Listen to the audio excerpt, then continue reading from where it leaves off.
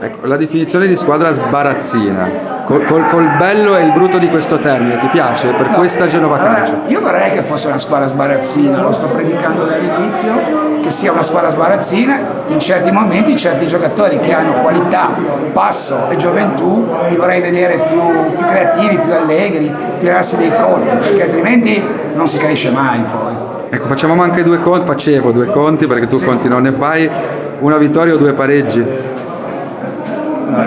Noi abbiamo perso col finale 1-0, abbiamo vinto 2 partite, abbiamo pareggiato una con la Cairese che penso che ad oggi sia la capolista.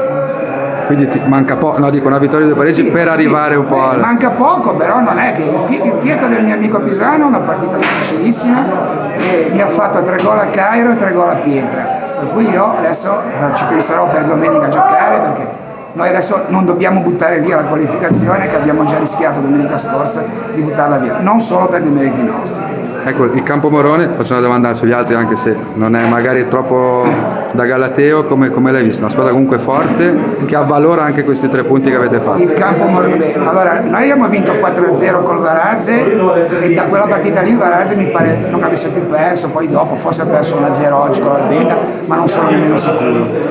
Campo Morone era una squadra ed era una squadra fatta per arrivare tra le prime. Il Covid, hanno avuto un sacco di ragazzi col Covid, hanno avuto un brutto lutto, sono state una serie di situazioni che gli hanno minato un percorso, poi riprendere non è sempre semplice e facile, sono stati anche un po' sfortunati perché nella legge delle situazioni